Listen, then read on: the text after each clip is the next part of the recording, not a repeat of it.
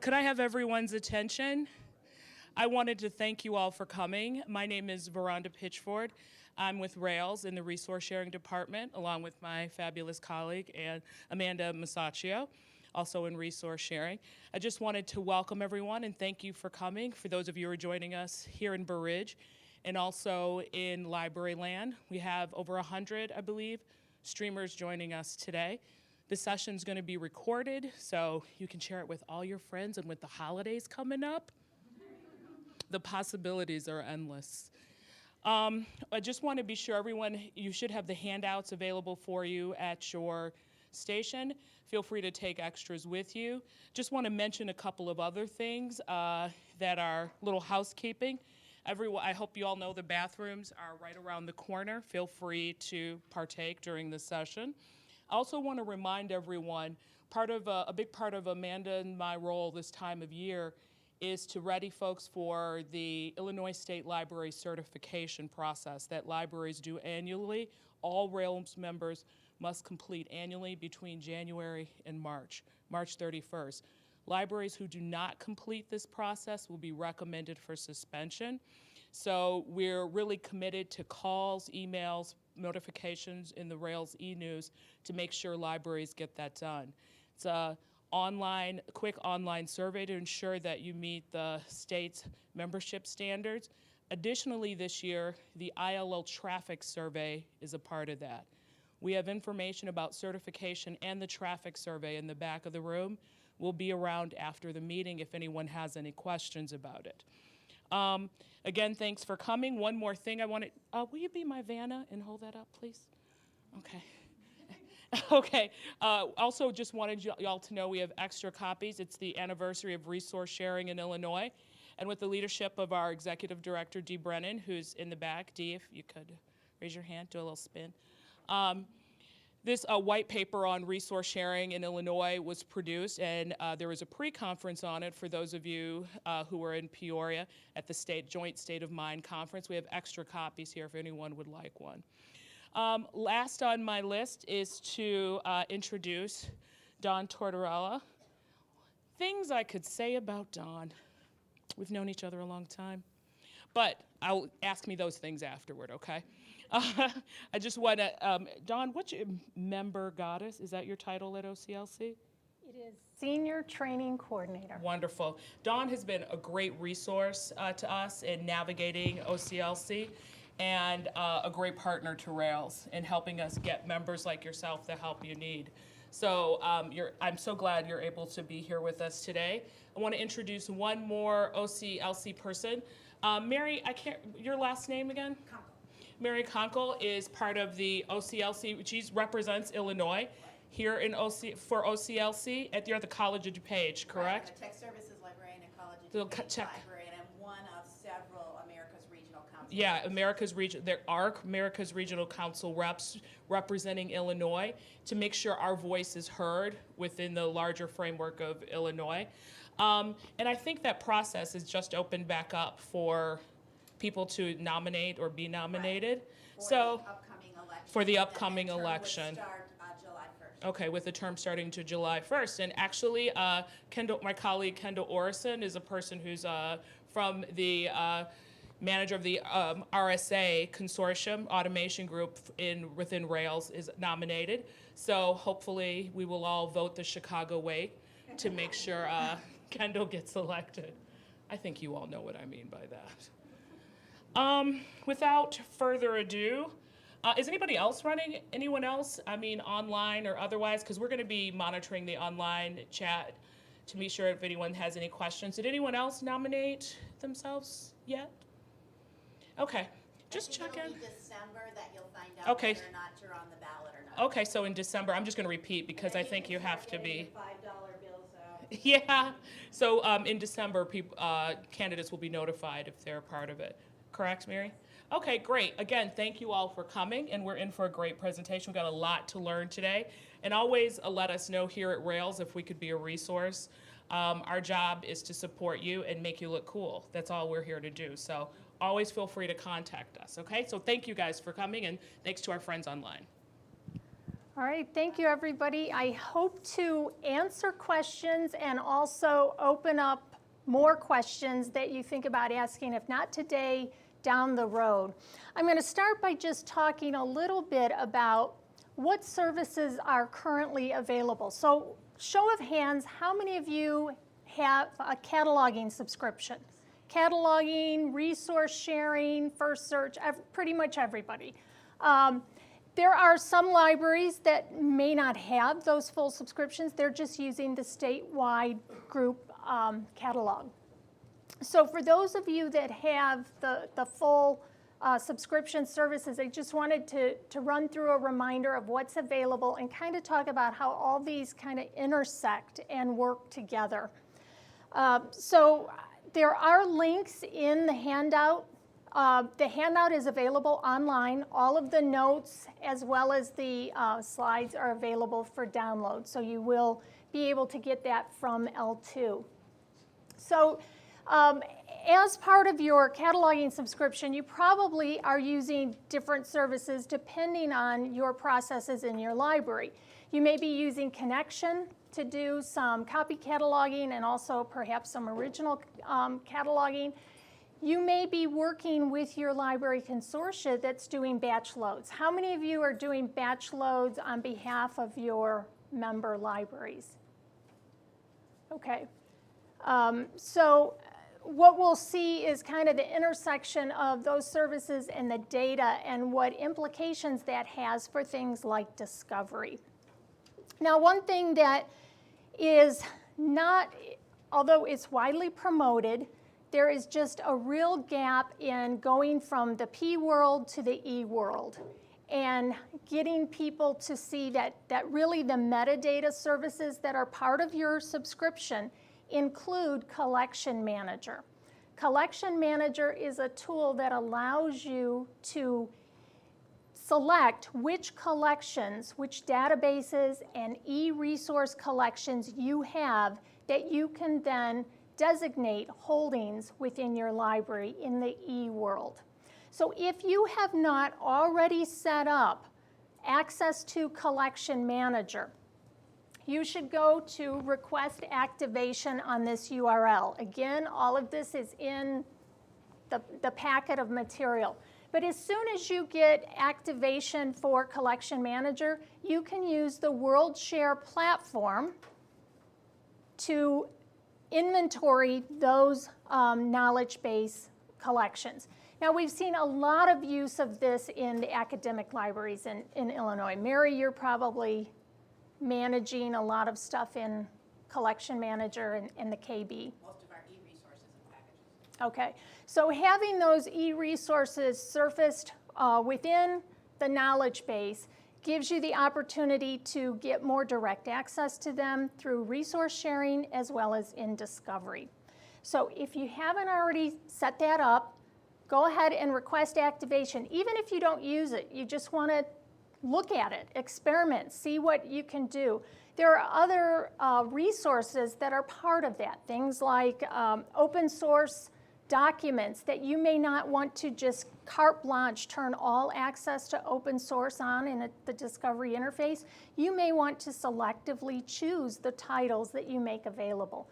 Those can be set up through the knowledge base and using Collection Manager. On the other side of that is Record Manager. Is anyone using Record Manager? I would be surprised to see hands raised, actually. The reason is Record Manager is the WorldShare platform counterpart to Connection. It's in development. It's not at parity with Connection at all, so we're not recommending people stop using Connection. There is no end of life for Connection. But Record Manager does give you the opportunity to work within that same WorldShare platform for cataloging work. So if you do a lot of copy cataloging, it's a very easy method to do that.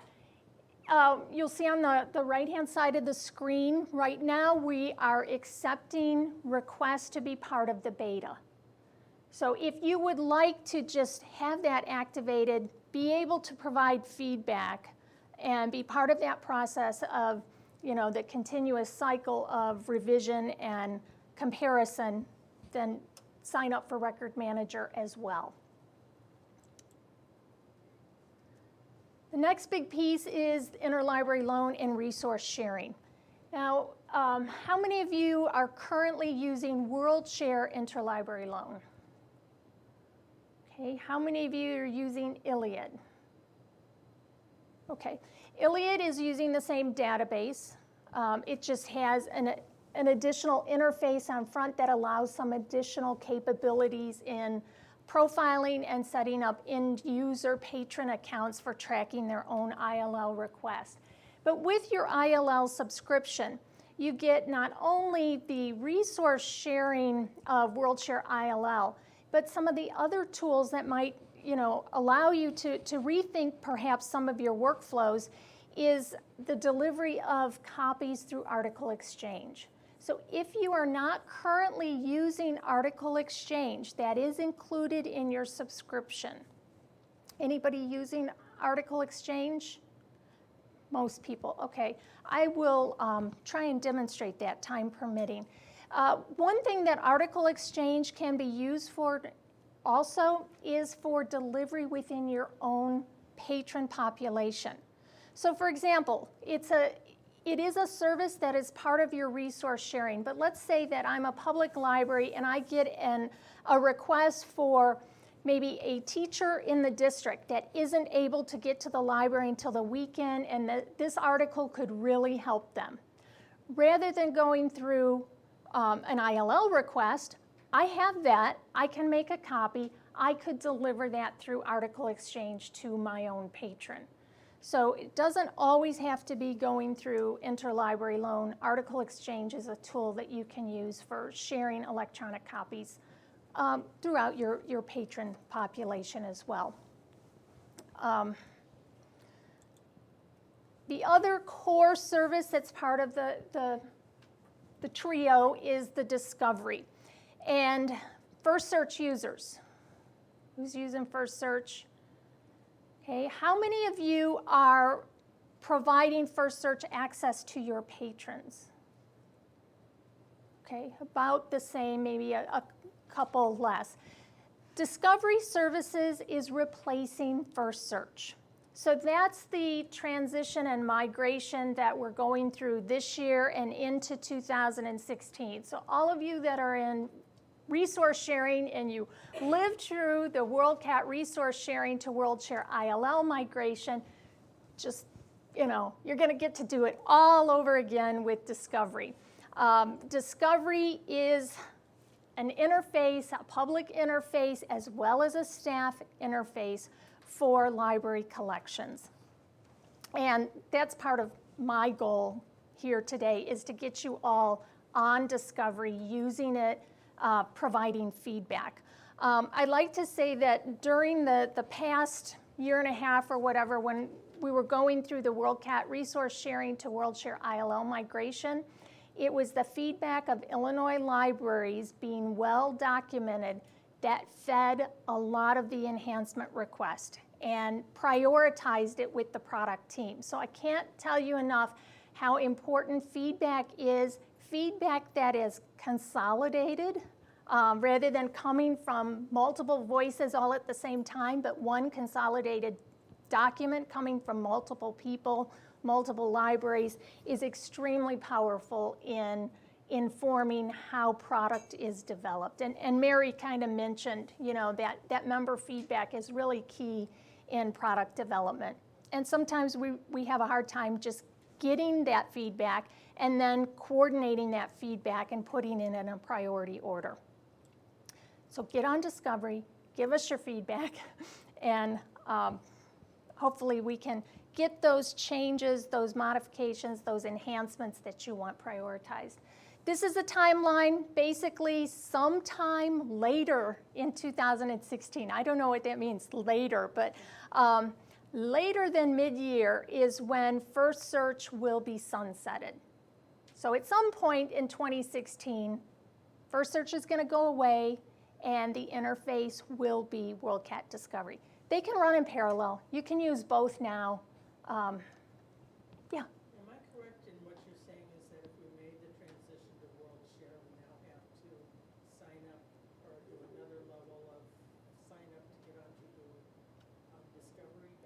Yes. Dawn, could you repeat? Yes. The question is, if we've already signed up for WorldShare ILL, we're in there, we're working, now what do we need to do for discovery? And that's what we're going to talk about that in more detail.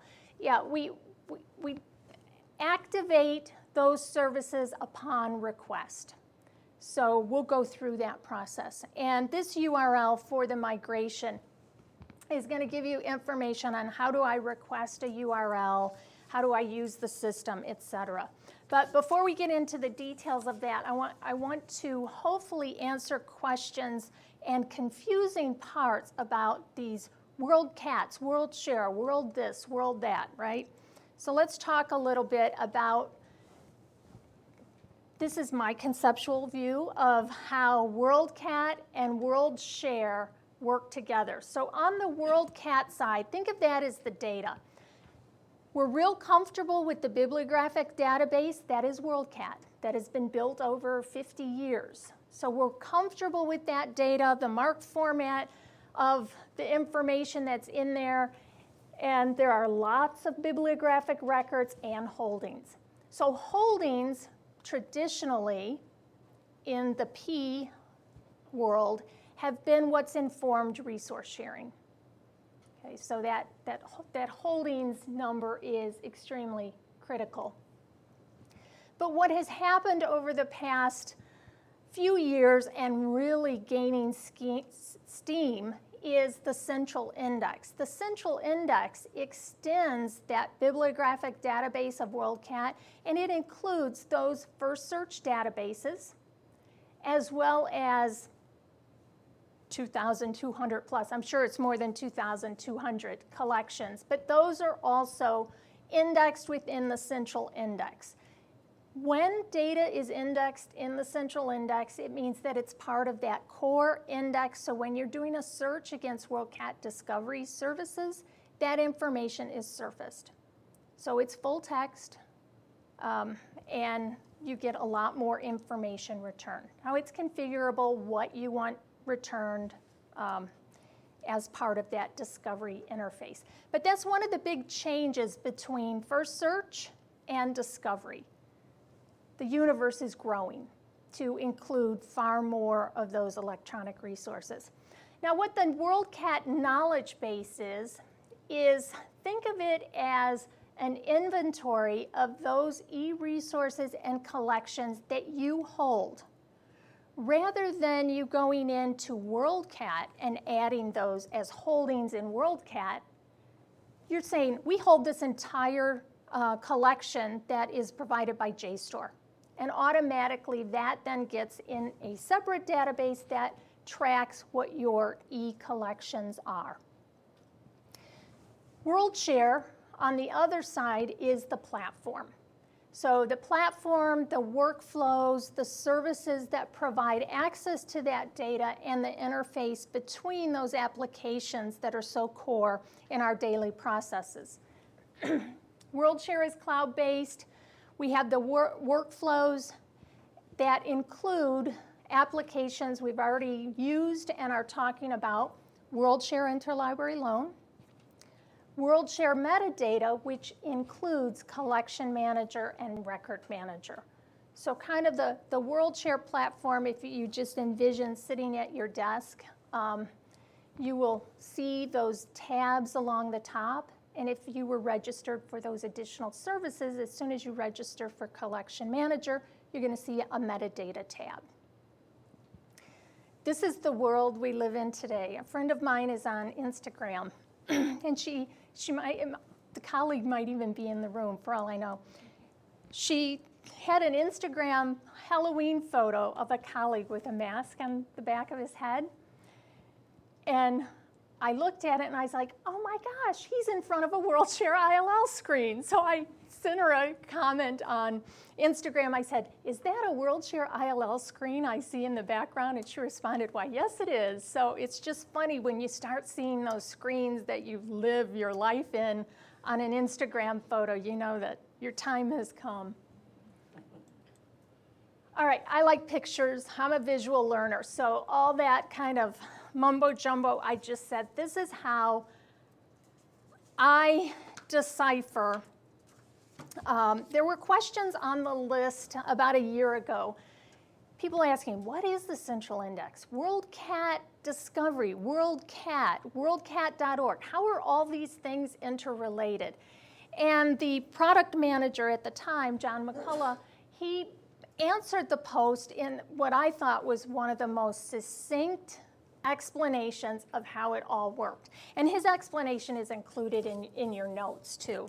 So when you download that PDF, you'll get those full notes. But this is basically the gist of it. We look at WorldCat being the bibliographic database. We also know that when we're part of a group catalog or a consortia, our group holdings are really core to making decisions in resource sharing. And then our library holdings are what we want to surface for our patrons. So that's kind of the look of WorldCat. Now, obviously, our holdings are probably a dot in all of WorldCat, but you get the idea. What's different about that is that the knowledge base is not part of WorldCat. It's separate. If you think in terms of database structure, it's a totally different database. And it is tracking our holdings in external databases and data resources that are indexed in the central index.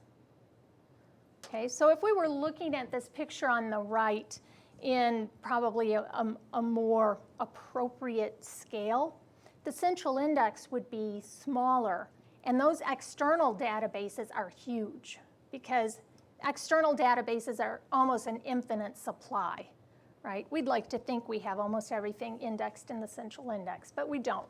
Grows weekly, but you get the idea. So the central index and WorldCat are available for the indexing and searching within WorldCat Discovery Services. If my library has specified that I have something in the knowledge base, there is a link within Discovery to view it online. So think of knowledge base as being a fulfillment option. I can fulfill this online. And the central index is the core indexing structure that is going to surface in Discovery. So it's discoverable through there. Clear as mud, right? It's just a whole lot of stuff. But when we say WorldCat, it's the WorldCat database. When we say WorldCat.org, and this is where I think our definitions just really need to be defined a lot better, WorldCat.org is WorldCat plus those core databases that we've come to know as the databases formerly known as FirstSearch. Okay, so WorldCat.org is a little bit bigger than WorldCat, and it includes stuff that's in the central index, but not everything. Okay. Questions? Lots of questions. Let's move on, and maybe it will become a little clearer. Or not. I did this for, we got a new manager in my area, and to help her understand like the curriculum of WorldShare ILL, I did this Venn diagram. So it's like, well, you know, it's not just WorldShare ILL that we teach in the curriculum. You know, everything connects and it all fits together. And then we've got service configuration, and then we've got policies directory, and you start, you know, her head was starting to spin like, I have no idea what you're talking about. So I thought, you know what, let me just do a visual diagram. And for those of you that live in ILL, this will probably make some sense to you. So if we're looking at WorldShare ILL, we've got a curriculum of about 7 courses that are offered.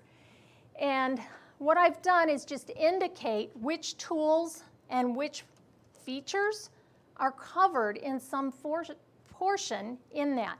So if you think of your daily borrowing and lending workflow, if you're in there borrowing and lending, what you're doing is working in WorldShare ILL, but you're also probably using service configuration settings and the policy directory.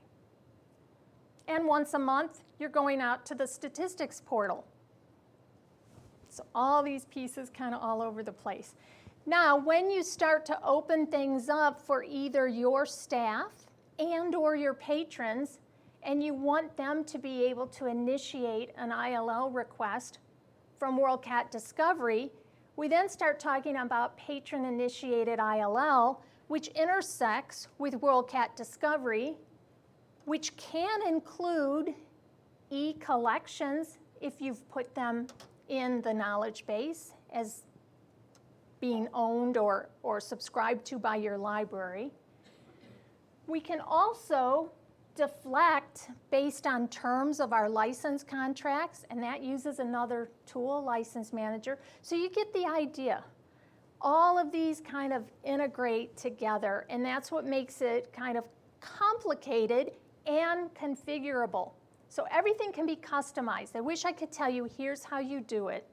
But since everything can be customized based on your workflows and how you use the system, it can't.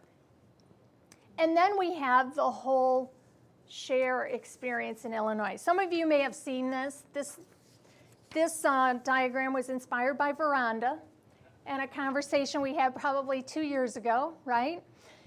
So it gets more confusing because in Illinois, we have all these ways to share. So when somebody says, well, are you going to use resource sharing? It's like, well, which share do you mean? And we probably use many of these on a daily basis.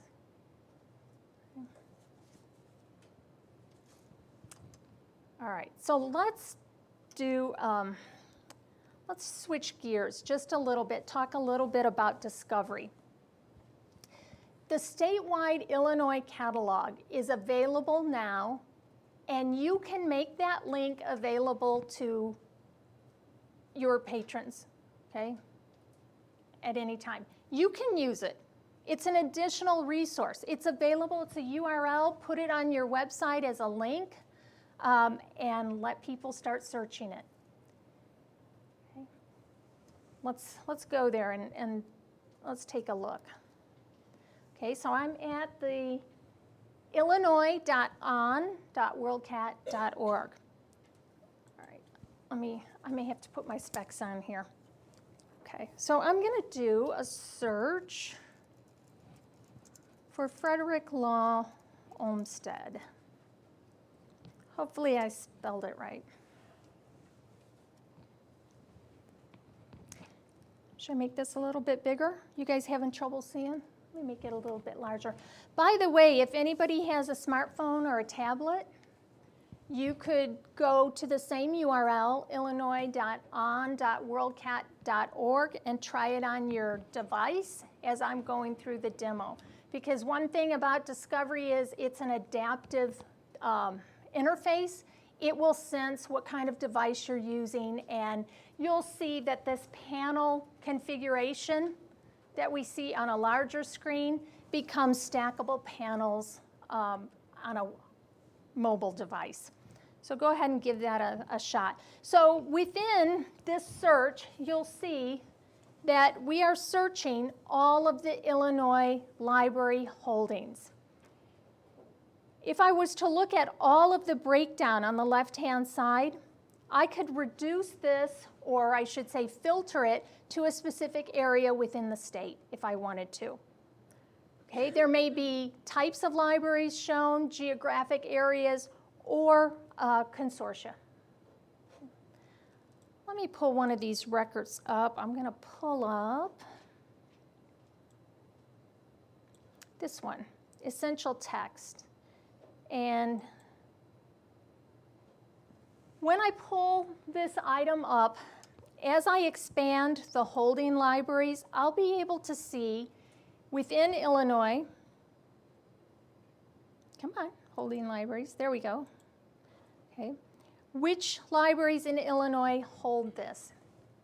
Now, I'm going to change this to the Chicago area. By default, it's going to use Springfield's address, the state library's address, but you can change it to your address. So I'll just change it to Chicago. And invoke that search again. So a little bit different display than what we're used to seeing in ILL. In ILL, we see the display based on state and by holdings. Okay, the most holdings are going to come up at the top. In this interface, since it's primarily for patrons, they're seen closest geographically to where I put this. All right, so I could expand and get the address if I wanted to actually go to the library. I could follow the link, hoping that they have their OPAC properly configured in the WorldCat registry, which would tell me if they have the title and hopefully if it's available. Close that. And if the library has availability as part of an add-on, I can click on check availability. It does a call then to their OPAC and pulls in that data. So I see at Columbia College, I see what the call number is and that it's available. Okay. Again, different libraries have different add-ons, different configurations. So you're going to see a little bit difference between these libraries. Okay. All right, let's go back. And the one thing that I am so guilty of within Discovery, I always forget this close item detail. Since this is built with an adaptive design, you really need to work within those panels to get full efficiency of the interface. I'm trying to train my fingers to do it. My mind knows to do it, but actually my fingers don't yet, so I tend to use the back arrow as well. Let me pull up another one here. Papers of Frederick Law Olmsted. What you may find within Discovery Interface is a Google preview. If it's available in a Google preview, you'll see that button. So just a little additional information. Under the description, I'm going to see more information about the item. I could go to the subjects, etc. So it should be pretty similar to the data that you're seeing in FirstSearch. Now, I would request that as you're using Discovery as a staff tool, you write down and share with support or kind of think of a way to share as a group those areas where the workflow is not as smooth in Discovery. You know, what is kind of the workflow stopping point? I used to do this in FirstSearch. I'm not seeing this data in Discovery.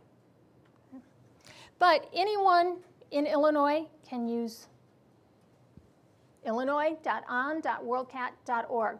So start experimenting now, okay, and use the statewide catalog. All right, let me head back over here.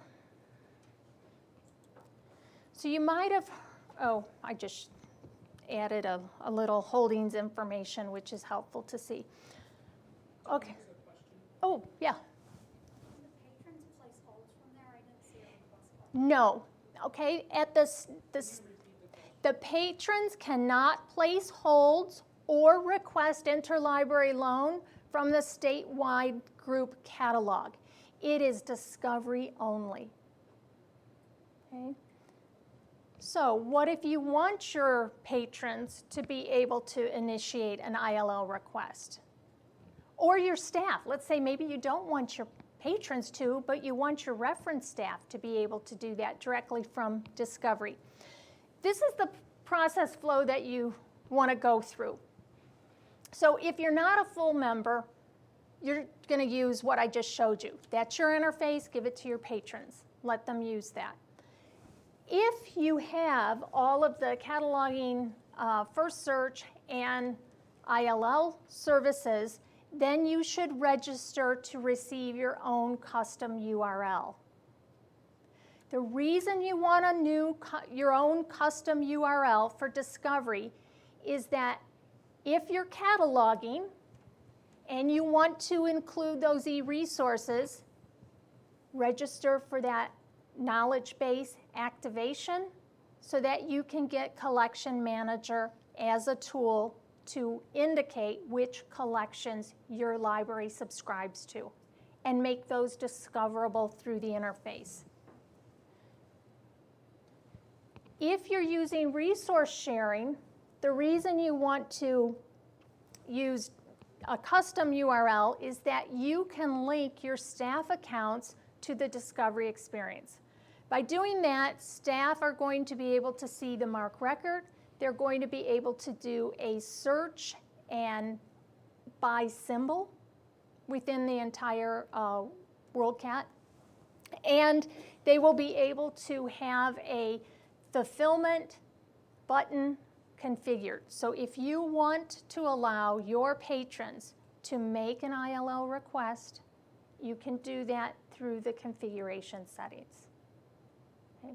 Now, it's not as all open as that. You also have some decisions on when you want that button to appear.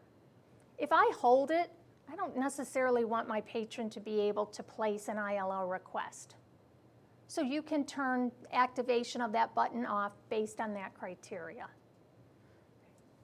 And then you can also allow patron-initiated ILLs to go through, and if you configure direct request profiles, where you're actually checking some of the logic of that request that came in, you can send it on without any staff mediation.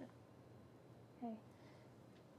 So you start at the one end using the statewide group catalog, and you might, a year, 2 months if you're really wanting to implement all of this, it may be 2 or 3 years before you get to that endpoint. And we're going to look at some case studies in just a bit to kind of walk us through, how do I start? What's the next thing I should look at? The next thing, the next thing. Okay, if you log in with a staff account, how many of you have WorldShare ILL accounts right now? Almost everybody, okay. How many of you have Discovery? A few of you, okay. How many of you log into Discovery with your staff account? A couple, okay. There are some really configuration points with accounts that I'm going to go through in, I hope, detail to really make it a little bit clearer. But if you're logged in with a staff account and you have access to ILL as one of your roles and permissions that have been granted your account, you will see this staff ILL request button. That allows you to use the discovery interface to front load your ILL request. Now, those of you working in WorldShare ILL might be saying, well, why do I need to do that? I'm perfectly fine with searching discover items in ILL. And that's fine, and I think it works for the majority of people. In an environment where you're getting a lot of article requests, it's very helpful to have that activated because the full article citation, not just the journal title, but the full citation, the article title, volume number, all of that is transferred into the work form. So that's one benefit of kind of deciding, when do I use Discovery as my interface, when do I use ILL? When we're logged in as a staff member, that holdings that I showed you before, which showed a map and the distance we were from institutions, now is going to revert to which symbol is that library. Because those of us in ILL are, we sleep, eat, and dream OCLC symbols, right, for making requests. So those will display. And another benefit is you'll see the OCLC number right at the brief record listing. Okay, so just some advantages for the staff interface. This is what the MARC record display is going to look like. You can copy, paste that. Staff ILL request is going to go straight to ILL. And we can do a search with very detailed index labels to find out, in this case, I want to find out things that I own, my training library TSF, that are not a journal and not an article chapter designation. That X4 is going to be found, all of those index labels, in the searching WorldCat indexes. That's one of the references at the back of this that I give you. So let's do a little bit of demo here. And let me head back over.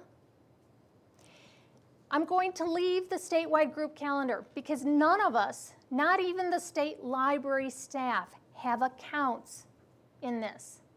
This is just a discovery interface. It doesn't have any of those additional features that are activated by staff use. Instead, I'm going to head over to my training library, which has cataloging, ILL, and discovery. And I'm going to do a search. Well, actually, before I do a search, let me sign in as a staff member. Wait, let me...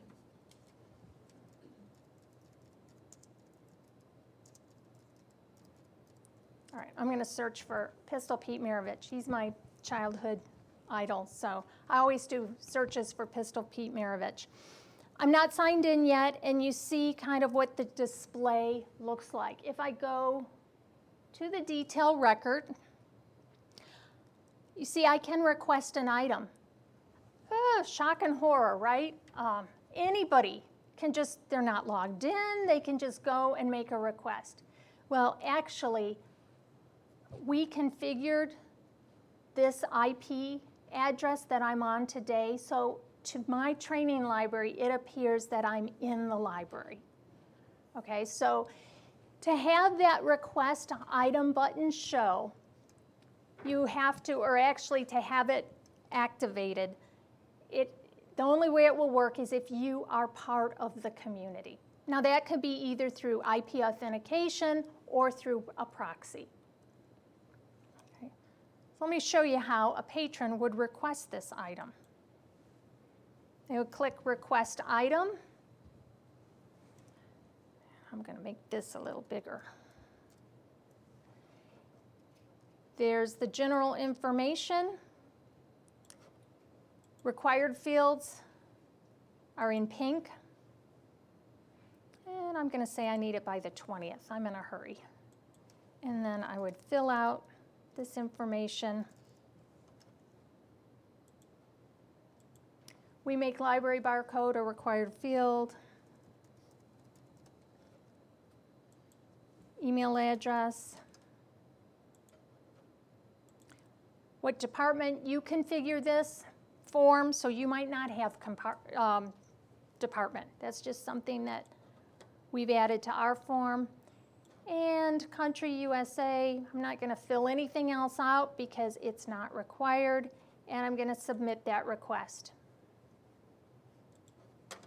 What your patron gets is this acknowledgement that their ILL request has been sent, and you'll want to teach them, hey, you may want to remember that number because that's how we're going to track it in the system. So that has now gone to my ILL staff who are going to see it in the new request queue, new for review. So it hasn't gone out to lenders. It's in the new for review. I get a chance to review that. I could have set up profiles to have it automatically sent, but I haven't. That's kind of a down the road thing when you're comfortable with all of these setups. So that's how patrons would make a request in ILL. Now let me sign in with a staff account.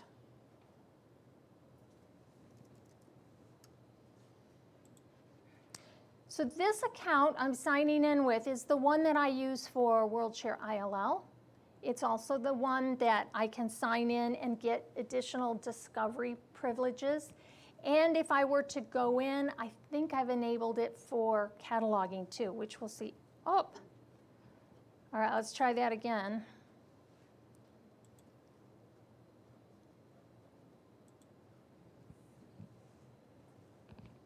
Oh, it did it. Gave me an error, a very obnoxious cryptic error, but it did appear to sign me in because here it says training. When I'm signed in, I can also create lists that I can store. The list functionality, I'm going to be totally honest with you, it's just newly released. It is not at parity with lists that you might be used to in WorldCat.org. Anybody create a profile in WorldCat.org and keep lists?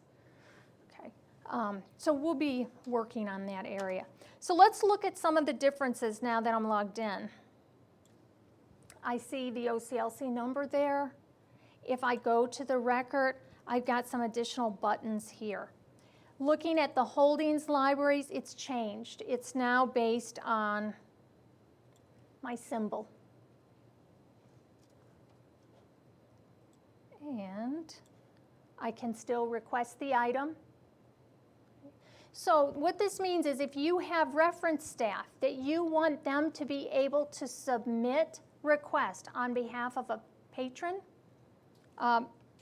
you can give them a discovery account, but they don't have to have the full ILL privileges. If you want them to have the full ILL privileges, you just set that up in your roles and permissions, and then they can make that request directly. Notice it launched WorldShare ILL. And here you see that I do have interlibrary loan, and I also have metadata. So I have some additional applications that I can work in within my WorldShare account. Okay. So let's just say now that another thing you want to do to take advantage of optimizing some of this is if you have profiled or custom holdings paths that you want to apply, you could go ahead and apply those. Now I just added this one before the session, so it may not be indexed yet. I'm going to give it a shot and see. Oh, it did. Okay. I was testing it earlier and it hadn't yet indexed, so the custom holdings path wasn't being applied, but it is now. So you'll see that I've set up custom holdings, and I could then create that request. Or I could simply ask my reference staff, if they're not doing the ILL work, just go ahead and create the request. Don't put in any lenders. ILL staff will pick it up and take it from there. Okay. So the real advantage of custom holding paths, hopefully you saw here, is that it can really speed up your processing time a lot. How many of you have set up custom holding? Okay, looks like several have. And think about, I like to say that when you start building those custom holdings paths, and we have workshops on this and a lot of material and tutorials, you start close, work out further geographically, and you can really optimize your delivery routes too, to kind of say, you can think like a computer. Which are the libraries that I can ask first, and I know based on delivery routes, I've got a higher likelihood of that coming faster. So by optimizing your custom holding paths, you can get a lot faster turnaround time in fulfilling those. So that's just kind of a little demo of some of those services. Let me go back. I'm not going to create this request. Well, I can, but I'm just going to, I have to tell you a faux pas I did that really is a wonderful testament to the Resource Sharing Committee, but was a really egg on my face moment. I think it was the June install or September, no, it was, I don't know, September install, I think, of WorldShare ILL release. I was doing the members update. Oh, here we have this great, addition to book clubs. And I was showing how you add all these custom holdings paths, and I set it all up. And I had it set up to always go to my training symbols for the demos so that these book club requests wouldn't escape out throughout the world. That all worked fine, but only I forgot to go in and cancel those requests. So after 4 days with my training symbols, they aged to the next lender. And what made it worse is my constant data was reflecting an office that has long closed in Washington, D.C. We received 3 of those items at that closed Washington, D.C. office, and they were returned. And I communicated with all of these lenders as I saw what was happening. I'm like, let me know if you don't get it by this date. This is totally my fault. We'll reimburse you for all of this. And they all got their materials back, and all were like, oh, no problem. So they were very nice to me. I wanted to crawl under a rock. It was like, oh. In fact, I remember the day that happened, I was thinking, oh, man, do I send these emails tonight, or do I address this first thing in the morning? I think I elected to just wait till the morning and regroup. But everything worked out wonderfully. People got their material back, and I learned a valuable lesson of double checking your demo scripts before you let them go. So I can let this one go. It's going to a training symbol. And those of you that teach staff, how to do ILL, you know exactly what I'm talking about, because you want people to get real hands-on experience, but you know that it's live. Everything in the cloud is live. All right, let's go back to discovery. I want to do one other thing here. Let's say that I wanted to see, okay, I'm going to do my Frederick Law Olmsted search again, but I'm going to limit it to library symbol FWI. Anybody know who FWI is? By the way, you have to say and. You have to connect search terms in discovery with Boolean operators in uppercase. I'm not going to say that 100% of the time that's the case, but it has burnt me enough times where I do it all the time now. So I'm going to look for Frederick Law Olmsted and holdings at this library symbol, FWI. It's actually my home library, Riverside Public Library, which was a community designed by Frederick Law Olmsted. So I see not only the online materials that they may have, but I could then limit as well to print book if I wanted to. So it just gives you an idea. If you need to search for a particular library's holdings, you can do that when you're logged in as a staff member. What is the view online taking you to? It will take you to, search took too long. All right. Let's try this again. Well, let's try one of them. Depending on how your institution is configured, okay, if you have, this is held by my library as well.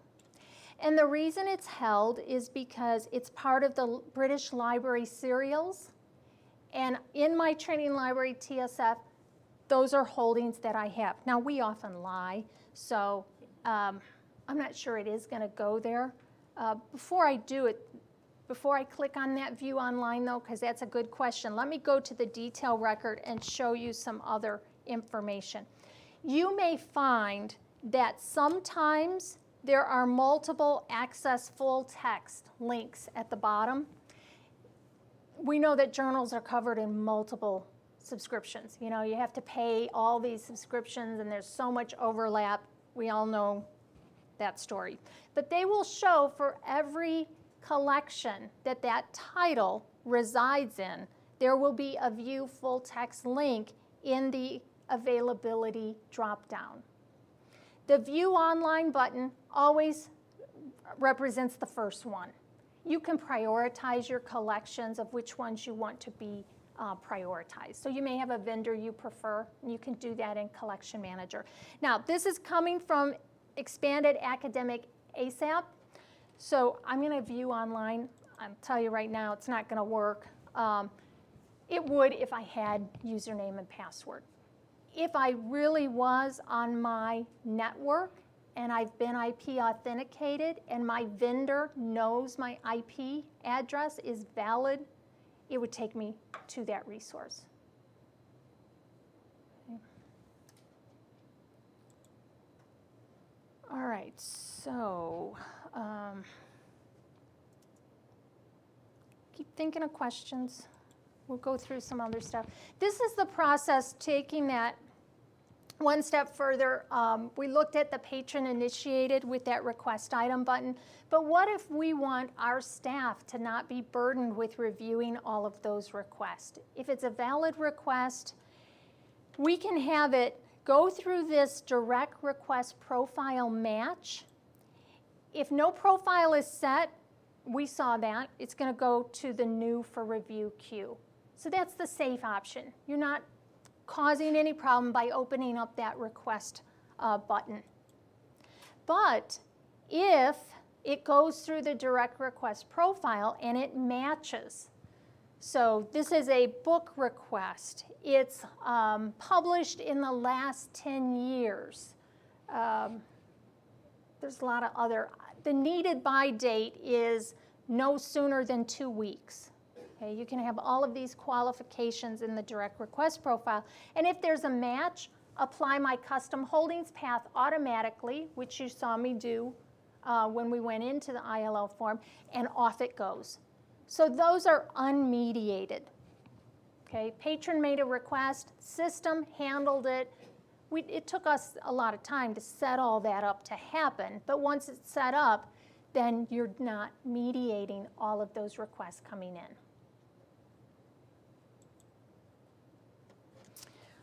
All right, some other resource sharing tips to just talk about is deflecting. So how many of you deflect e-content?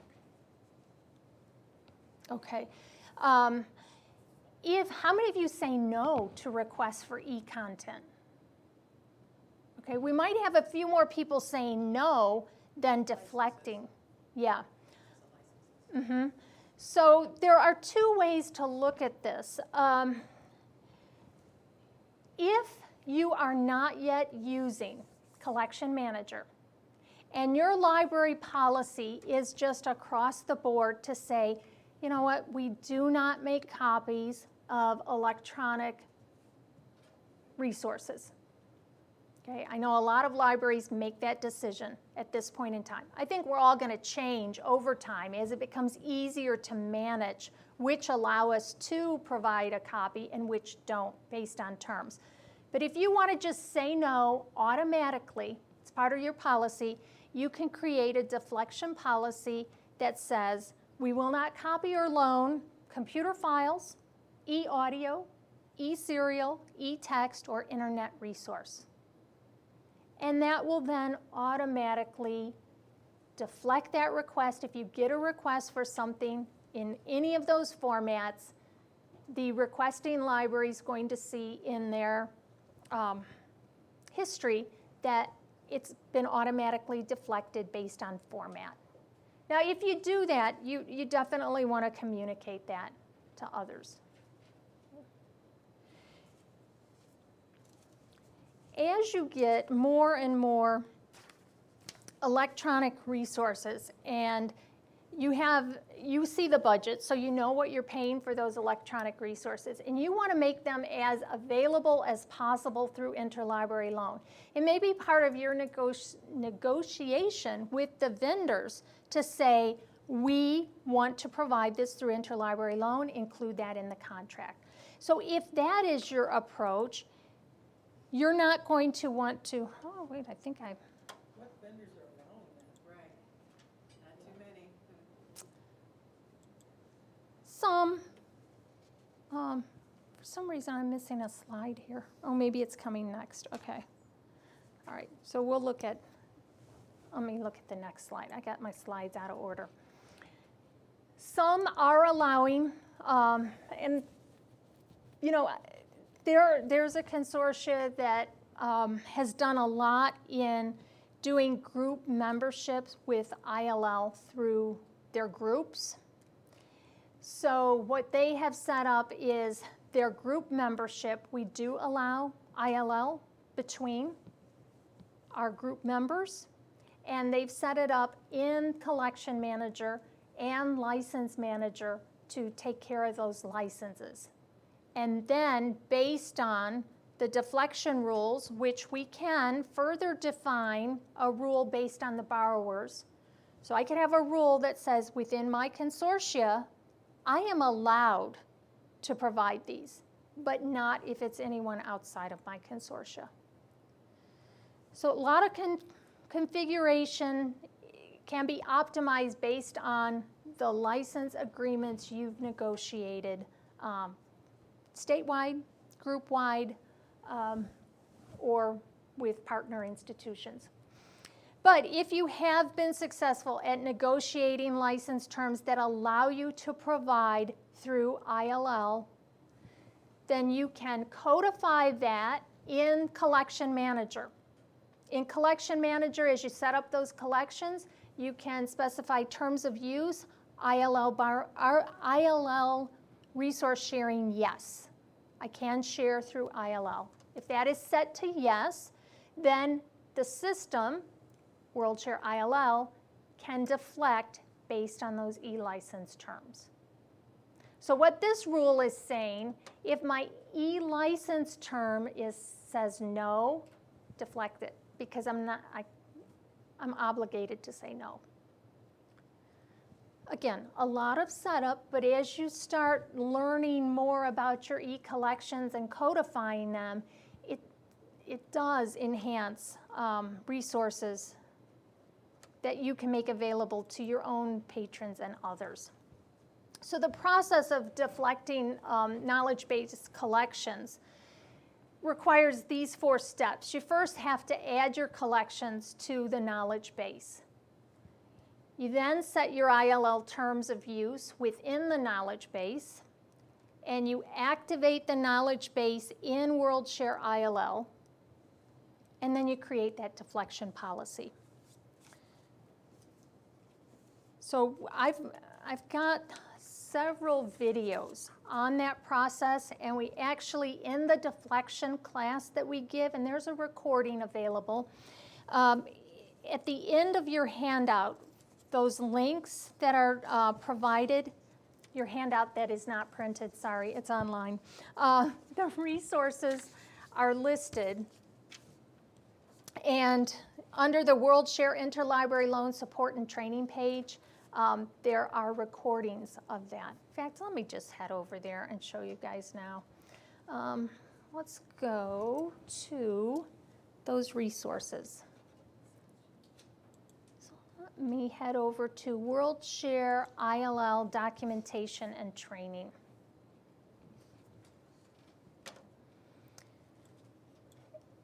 And under the training, as I pull this up, you'll see those courses that we kind of had highlighted with that Venn diagram earlier. Here they are listed. There are recordings of those classes, so you don't have to attend live. If it's not convenient for you, you can go through a recorded session. And for example, under lending, we have a whole section on deflection. Okay, and there's one, deflecting knowledge-based collections through licensing terms of use. So there's short videos on almost all of these processes. All right.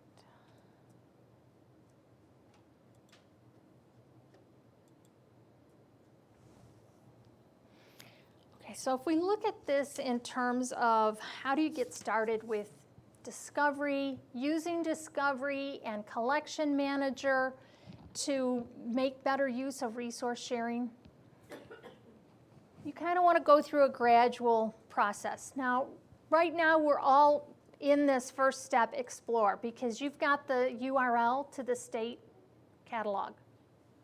Use discovery, see how it works, see how the searching of the indexes, the expert searching can be developed. Probably the majority of you have used kind of expert search terms in FirstSearch and are used to that. So extending those index terms to discovery is a similar process. For the majority of people probably in this room streaming, you want your own custom URL. There's no reason to wait for that. Request your custom URL and start using your custom URL, which we call it out of the box. Out of the box, it's going to have your institution's custom URL. It's going to have the FirstSearch databases that are part of the core subscription turned on. Use it, see what you want to make as far as changes to include additional open access resources, links to resources that are in the WorldCat master record in the 856 field, if you want patrons to request items. So you can start building on that. You'll customize that experience and configure it. You might want to brand it. So you want to add your color scheme. You may want a logo that matches your library's logo in the corner of Discovery. You can put all of that in kind of the enhance. And then the engage is taking it to the extreme. How do you take advantage of all of these different services to engage with the patrons, allow the patrons to do more on their own? Now, this is all what's kind of underlying all of this that you have to think of in terms of the experience with Discovery and your patrons. Most of us have OPACs. We don't want Discovery to be our default OPAC for our patrons. We want our library's OPAC to be what they go to first. This may just be an additional service. It's only as accurate as your holdings are reflected. So if you do periodic batch updates to reflect your holdings, your patrons are going to be frustrated, right? When they go to the Discovery interface and do a search and they don't find something. They come to your OPAC, they do a search and they do find something. Or vice versa. If you delete something, they might have found it in Discovery, but they're not going to find it in your OPAC. So it's all based on WorldCat holdings and the holdings you have configured within the knowledge base. Questions about that? With the custom URL, is that something that would be publicly announced and it would be to anybody to use, or is it intended for our patrons? Every custom URL can be accessed openly. I don't think there are many people trolling for custom discovery. I do all the time, but I don't think there are many people like me out there, oh, who's implemented discovery yet? But it could be stumbled upon by anyone. It's not publicized anywhere. It's given to the library for you to decide, are you going to put this as a link on your website or not? Do you maybe just want to use it internally for your staff and you create a link in your bookmarks? It's totally up to the library, but do know that anyone can stumble upon it. For example, let's just go troll, right? I always like to see. But if a patron is searching the generic Illinois link you gave us earlier, the Illinois on WorldCat.org site versus our custom URL, there's a difference in what they will retrieve. Yes. There is a difference in what they will retrieve. What happens with the statewide catalog, the results are going to, I always say the cream rises to the top. So if you have holdings, the results list are going to have those holdings at the top. When we're looking at a pool of all the libraries in Illinois, you're going to get a much different results list than if you're looking at your own custom URL, because with your own custom URL, it's only going to pull your holdings and surface those at the top. It will search all of WorldCat. You'll see everything that you saw in the statewide. It's just going to fall further down in the results list. So the experience is different. It can be somewhat confusing to teach that to patrons. The distinction of having your holding surface to the top, but is there anything in terms of just general collection content that would be in one and not in the other? Well, in your custom one, you have the option to add those electronic collections. In the state one, that's not going to be added. The core FirstSearch package is included in this, but not not JSTOR, not EBSCO, not ProQuest, not Gale, not all of those other ones that you could add to your own discovery experience. Yeah, Mary. I just have a comment. If you're working in a library that has divisional or departmental sections, make sure when you're doing this that you're working with those areas. Like as in cataloging and tech services, I wouldn't start setting up and configuring this kind of information without talking to CERC and ILL, which are different departments in my big library. You may be a small shop doing all of those things, but make sure that you're coordinating that before you how to decide the look and feel of what you want to present and what kinds of configurations and things that you want to set, because you all don't want to be doing different things. You want to coordinate it. We actually have a little committee that works together with representation from all of those areas, and we call it a systems committee, and we work every month on these kinds of issues in coordinating those activities. So we're not working against us and we're not reinventing the wheel. So since Mary's here, we're going to pick on her. What's your custom URL? I've gone to DePaul's. You see, it looks very similar, but it's got DePaul's logo. We're on CCOD, I think. It's just CCOD? WorldCat. No, COD. COD, okay. College Education. If anyone else has any questions, we want to be sure our streamers, well, I guess I should do it too. So if anyone else has questions, let's be sure, I'll bring the mic around to you. Oh, it's on. So that we can be sure to get you, to make sure our friends in library land can hear it as well. So just raise your hand and I'll fill down and do you. Some of you may not know what I mean by that, but Google it on YouTube. Okay, so this shows a little bit different. Same platform, but we see. Hey, Mary, be my first test. We actually are using WorldCat Discovery as our catalog, even though we are an iShare library. Pros, cons to that. Why and what have been the challenges? Oh God, you don't have a whole all day for that. I think we're coming in more of a beta environment, so there's lots of little glitchy things and things that are irritating us that aren't working and are working. But the nice part of it is that Technical Services doesn't have to have a bake sale because we've got the knowledge base to handle all of our e-resources, and we just really want to keep those pieces, parts in that, and it's worth the money to pay that little bit of extra to have some of these add-ons. We want one place if we can for our users to look at. And we're just learning, but I don't think it's every month, if I'm understanding it, OCLC is making their little upgrades or changes based on the fact that they get the previous month or the last several months as to the fixes or enhancements that can mean. And I must say they are very responsive.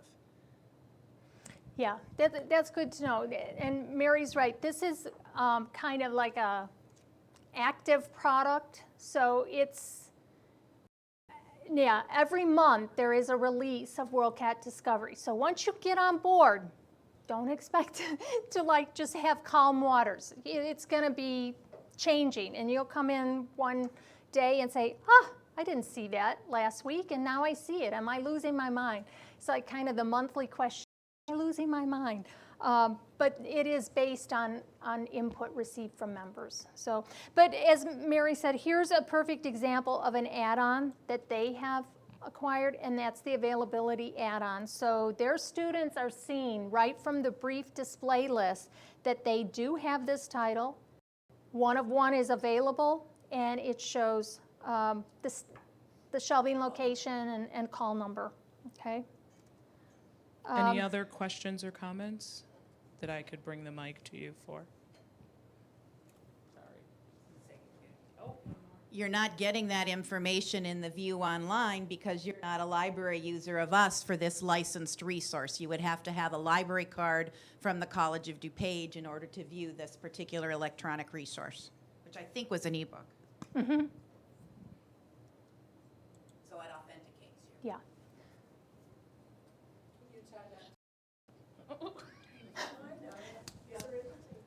That's good. I could use exercise.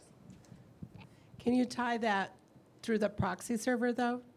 Like you have your other? It is tied through the proxy server, but we still need to make that information available. And if someone is working in the library, good, but if someone is working remotely, they have to authenticate themselves first Okay. with a library card, and then the proxy takes over. But that's a good question, because if your patron had authenticated before they attempted to access, they wouldn't be asked again. Right. So if they're in the habit of, oh, I'm a remote user, I'm always going to authenticate to visit resources, they're good to go once they do that. Okay, thank you. Thank you for raising your hand with a question. Pay attention, Mary.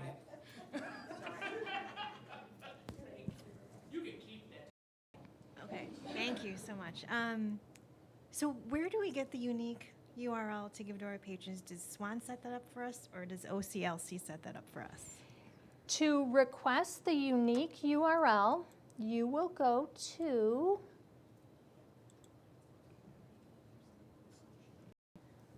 Is this even if you're in the consortium? yes, you can get your custom URL at any time. You go to oclc.org. I hate this URL.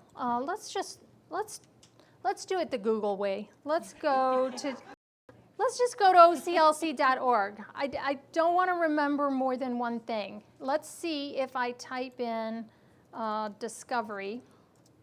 What do I get back? Good, that is the right one. So just go to oclc.org. At the search for discovery. The first result that comes back is the WorldCat Discovery Services kind of, I think it matches some of your handout. Amanda, we could post that in the L2 in the It description is. for this workshop. Oh, too. yeah, okay. I mean, me and Amanda can post it.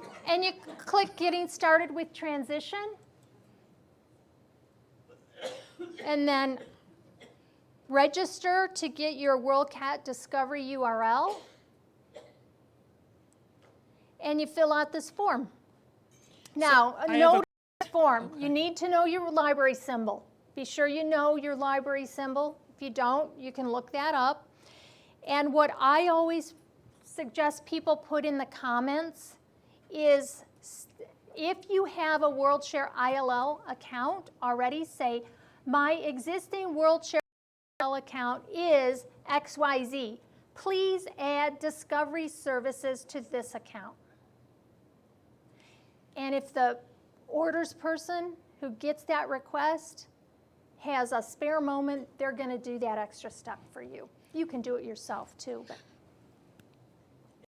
By Discovery account or WorldShare ILL account, you just referring to the OCLC symbol? Is that what you're asking for there? no, your symbol is up here with OCLC symbol. Oh. And down here, it's your login that you use for ILL. Okay.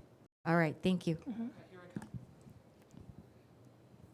And this would be done by the person with the admin for the WorldShare accounts that you have at your library. Yes, that would be a good person. Anyone could do it, but I recommend you have your admin person do it. Yeah. So I have a question. Is there, for those, because how many of you are participating in an automation consortium? If people could raise their hand if they're in SWAN or RSA or Prairie Cat. So, and we have some friends here from those groups. Is there any need, Dawn, for folks to check in with their automation group about this, that they're, in case their automation group tends to do it, wants to do it a particular way, or? I think that would be a really good thing to do, because if nothing else, it can smooth the process for all of you if you have kind of one coordination point. I hesitate to make that suggestion, though, because people like Kendall, I'm saying, okay, you take care of this No, now. I wasn't saying that he should take care of it. I was just saying as people register and get their unique URLs, that they talk to their folks to see how this, if there are any implications for their consortial participation. I'm just as a point of reference as opposed to them doing it on their behalf.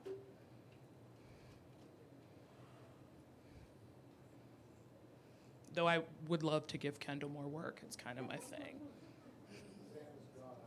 thing. Kendall said he'd love to do it because he is not on mic. You know, the advantage of, if you're in a consortia, kind of just doing it together, is you've got more people to bounce ideas off of configuration. Well, how are you using it? Are you making this available to your patrons or not? Are you only using it for staff?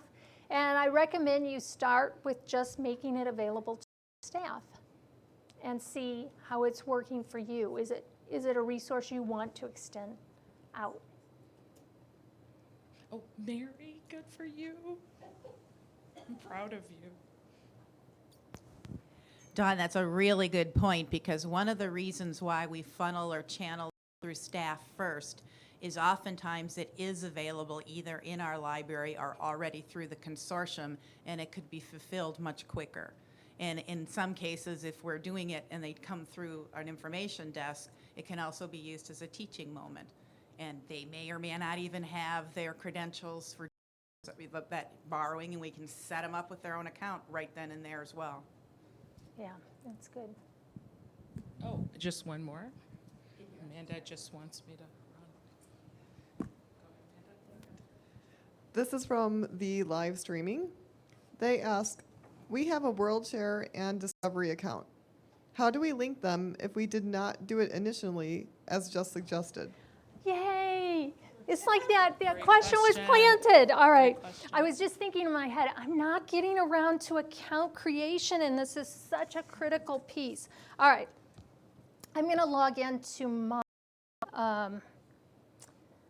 staff account for WorldShare ILL. I got so many things open here. Actually, I'm closing everything. And I'm coming back in. Okay, so let me get there for a second. And I'm going to start another browser window. I'm logging in with my WorldShare ILL account. I closed my browser because I was logged into a lot of different things, and sometimes the whole identity management system can lose its mind.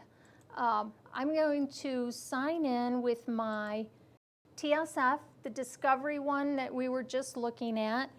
And now, do I remember my password?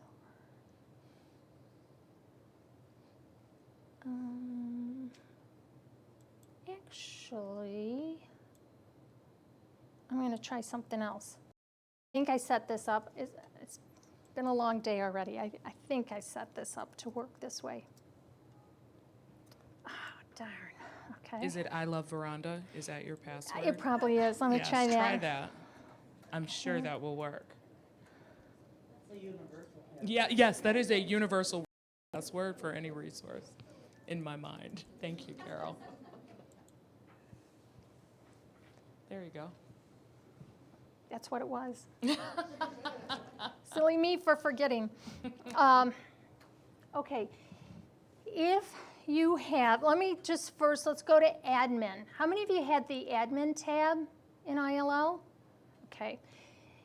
This is the account. When you make that request to get your discovery custom URL, you say, please give me discovery admin associated with this account. What they'll do is go in and let me see what I have in my account here. My role is ILL and Discovery Admin and KB. So I've got these, but what happens if I don't? Let me take those off and save this. And notice what I'm showing right here when I log out and back in.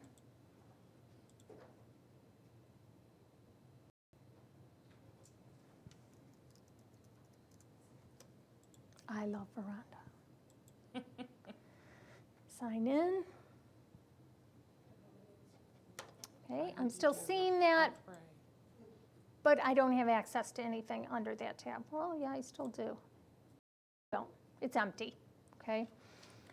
Let's look at my admin.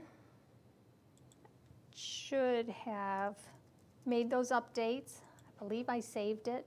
It's possible I didn't, so let's just double check. Yeah, I'm only ILL now. This is probably what the majority of your accounts look like. In the upper right-hand corner, there's a link to add services to my account. You can do this. Okay. Get a note card like I have. This is the only way I can remember. On this note card or secret place, keep track of your cataloging authorization and password. Keep track of your resource sharing authorization and password, and your FirstSearch authorization and password. It is your FirstSearch authorization that is going to activate Discovery for you as a staff role. So I want to add services to my account. Yeah, leave this page, take me on to this other page. I don't know why it always thinks I'm Chicago Public Library. All right, this is not going to work. I have to try a different browser. I have it cached at CPL for some reason. I was helping them with something. All right, let's log back in. See, it's easy, right? Sign in. And I'm ready to add services to my account. You need to put in your authorization and password. Let me check which one's in here. This is my FirstSearch authorization and password. So I click now. This is the library. Do you want to add this new service? WorldCat Discovery. Yes. So now that account has Discovery added to it. Let me go to WorldShare IL. What I should see now when I go into admin on my account,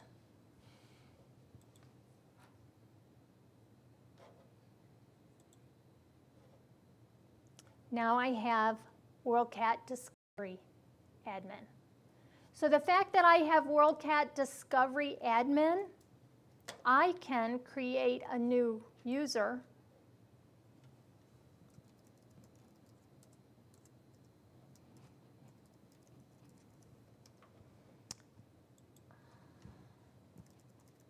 I'm giving her my email address just because I know it faster. That's okay. I use your email all the time And anyway, so it's bar.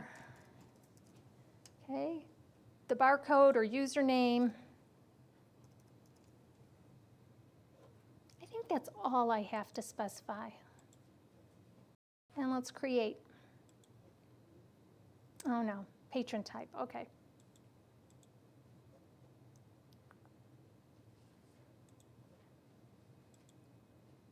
Unknown. I don't have patron types defined on this one. All right, so now the user was actually created. So I can create, if I have admin permissions, I can create all of my staff accounts. When I go to roles, I see that I want to add WorldShare ILL and ILL user. Okay. And I should be able to, not sure why it's not showing up here. Maybe I didn't authenticate properly. I should be able to add those new services that I'm an admin for. So if I'm WorldCat Discovery Admin, I can extend that WorldCat Discovery.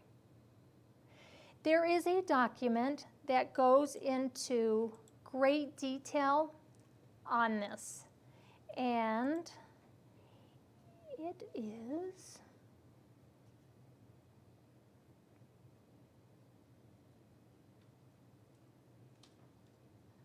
where is it? I have lost it. I will share the link so that it gets posted. But that document goes through, if you already have an account, this is how you add services to your account. My rule of thumb is always, if you spend more than 5 minutes and you're confused, get on the call with support and just say, here's my situation. I've got a resource sharing account.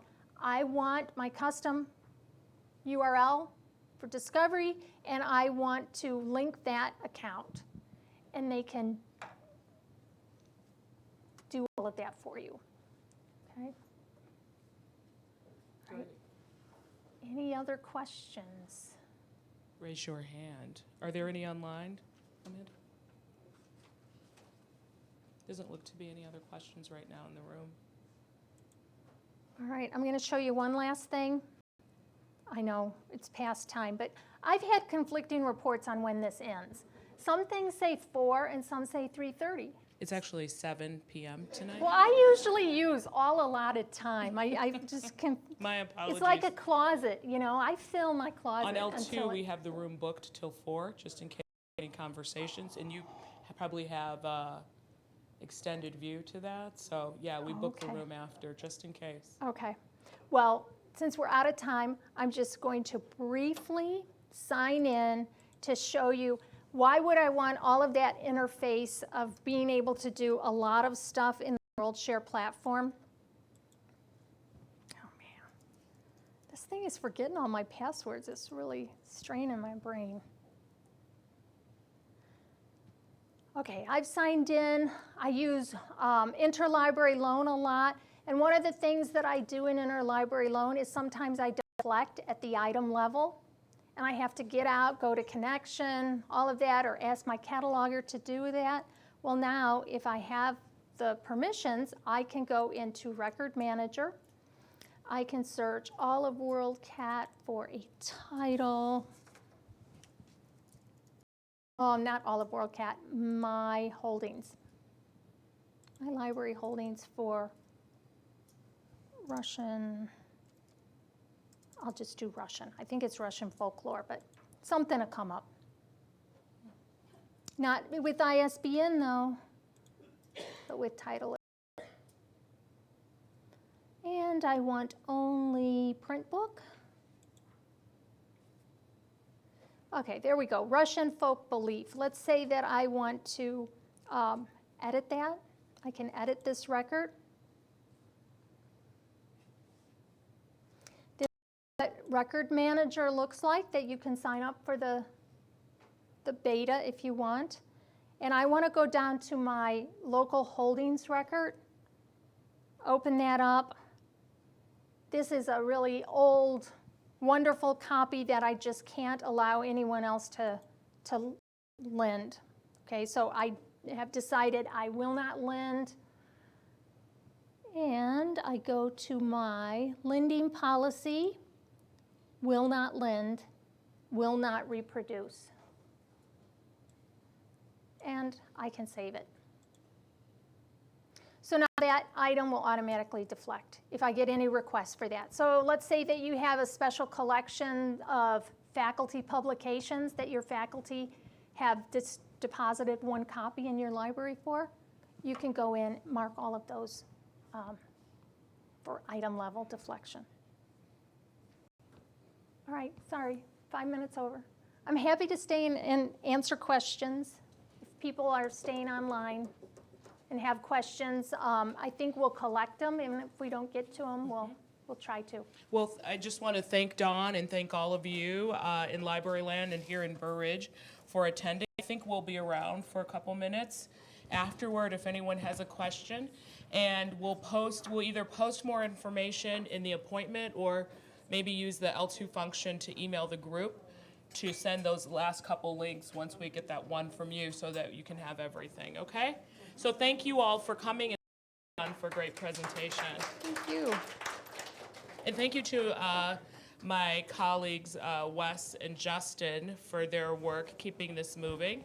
And thank you, Amanda, for all your work organizing this.